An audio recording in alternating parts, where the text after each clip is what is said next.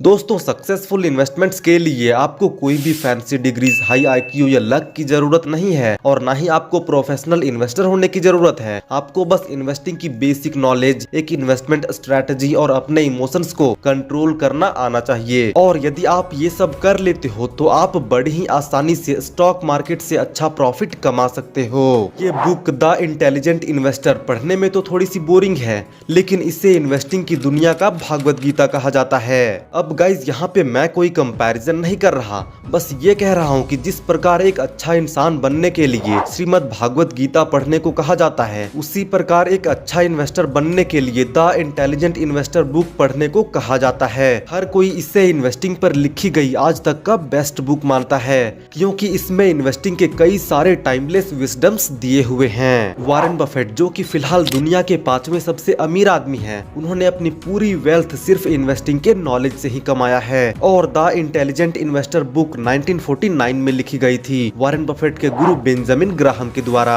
तो इसीलिए आज की इस वीडियो में मैं आपके लिए इस बुक से 4 टाइमलेस प्रिंसिपल्स लाया हूँ, जिसे सीखने के बाद आपकी इन्वेस्टिंग नॉलेज बहुत ज्यादा इंप्रूव होगी और आप खुद से अपने इन्वेस्टमेंट डिसीजंस ले सकोगे। सो प्लीज वीडियो को एंड तक जरूर से देखना।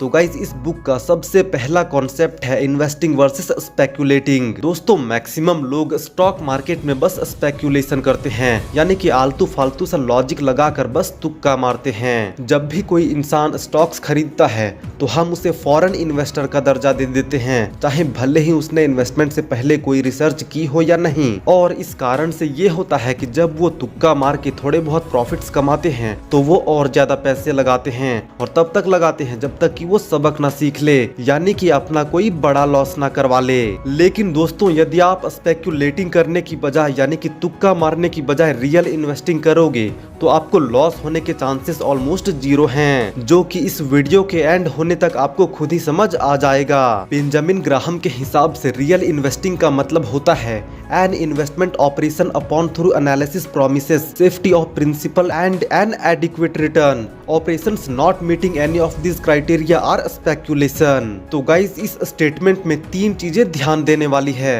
सबसे पहला थ्रू एनालिसिस, यानी कि आपको इन्वेस्ट करने से पहले कम से कम उसके बिजनेस के बारे में रिसर्च करना चाहिए। और किसी भी एनालिसिस में 3 चीजें देखनी पड़ती है, quality of business, quality of management and business valuation. उसके बाद दूसरा और सबसे इंपॉर्टेंट पॉइंट है सेफ्टी ऑफ प्रिंसिपल।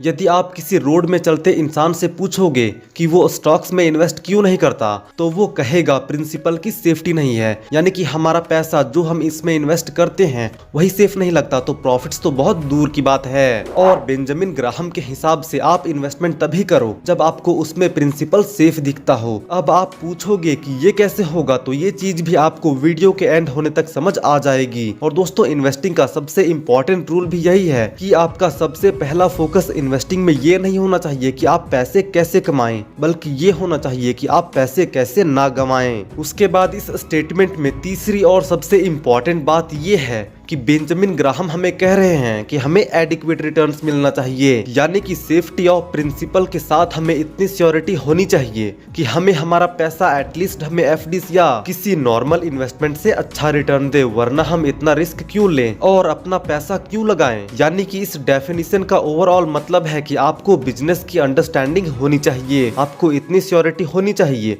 कि आपका पैसा सेफ है, प्लस आपको ये भी पता होना चाहिए कि आपको अपना रिटर्न कब और कितना मिलेगा।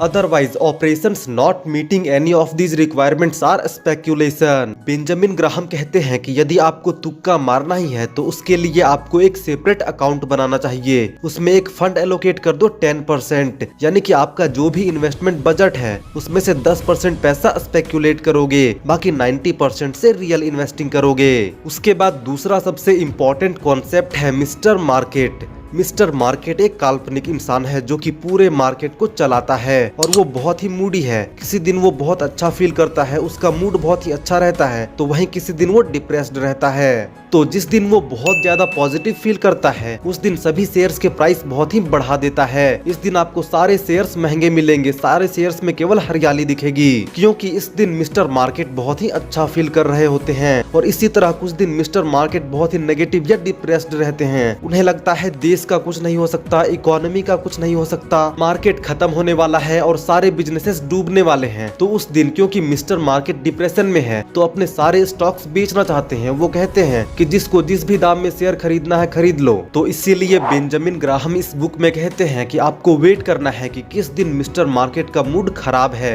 किस दिन वो बहुत ही डिप्रेशन में है, उस दिन का आप फायदा उठाइए। यानी कि आपके लिए ये खुशी की बात है कि मिस्टर मार्केट मूडी है। जिस दिन वो डिप्रेस्ड है उस दिन अच्छे अच्छे शेयर्स को सस्ते में खरीदिए, और जिस दिन मिस्टर मार्केट का मूड अच्छा है, केवल ग्रीन सिग्नल ही दिख रहा है, तो आपके पास जो शेयर है वो यदि ओवर प्राइस्ड हो गया है तो उस दिन उसे महंगे दामों में सेल कर दीजिए। और इस तरह से मार्केट आपको नहीं बल्कि आप मार्केट को चलाएंगे।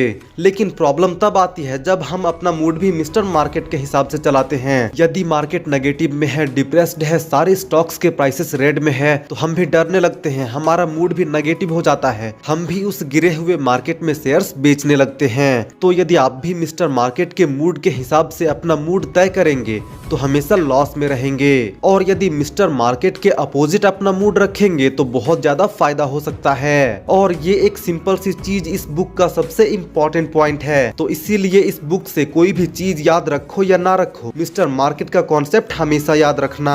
उसके बाद तीसरा सबसे इम्पोर्टेंट कॉन्सेप्ट है मार्जिन ऑफ सेफ्टी।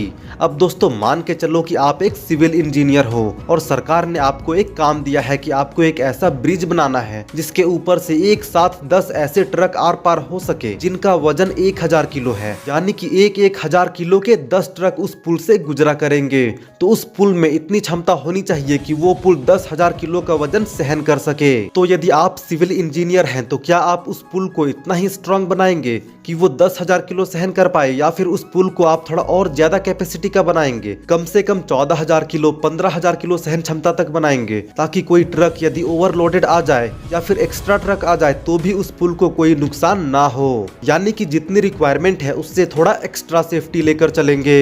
जैसे कि यदि किसी एग्जाम में पासिंग मार्क्स 40 हो तो आप सिर्फ 40 नंबर का ही थोड़ी ना पढ़ के जाते हो, आप ज्यादा पढ़ के जाते हो, क्योंकि क्या पता कहीं कुछ गलती हो जाए। और इसी को कहते हैं मार्जिन ऑफ सेफ्टी। यानी कि यदि आपको लग रहा है कि कोई शेयर 100 रुपए में बहुत अच्छा बाय है, उसे 100 रुपए में खरीद ही लेना चाहिए, तो उसे 100 में नहीं 80 में खरीदने का प्रयास कीजिए। कम से कम 20% का सेफ्टी ऑफ मार्जिन हमेशा रखिए, क्योंकि आपका अंदाजा गलत भी हो सकता है। आपको कोई शेयर 100 रुपए में अच्छी लग रही है तो आपके कुछ अनुमान होंगे कि अगले साल कंपनी का प्रॉफिट बढ़ेगा या सेल बढ़ेगी, तो आपका अनुमान कई कारणों से गलत भी हो सकता है। इसीलिए अपने अनुमान से एक मार्जिन ऑफ सेफ्टी लेकर चलिए, उसे और सस्ते में खरीदिए। उसके बाद चौथा कॉन्सेप्ट है आईपीओ के बारे में। हम लोगों को लगता है नई कंपनी आ रही है आईपीओ लेके तो बहुत अच्छी है, इसका फ्यूचर बहुत अच्छा होगा। तो इस पे बेंजामिन ग्राहम कहते हैं कि आईपीओ में इन्वेस्ट करने से पहले ध्यान रखिए कि आपको आईपीओ कौन बेच रहा है। जब आप नॉर्मली शेयर मार्केट में एनएसई या बीएसई स्टॉक एक्सचेंज से शेयर खरीदते हैं तो आपको कौन बेच रहा होता है? कोई आपके और हमारे जैसा ही कोई कॉमन इन्वेस्टर अपना शेयर बेच रहा होता है, जिसका प्राइस वो खुद डिसाइड नहीं करता, जहाँ चांसेस होते हैं कि आपको शेयर अंडर वैल्यूड मिले।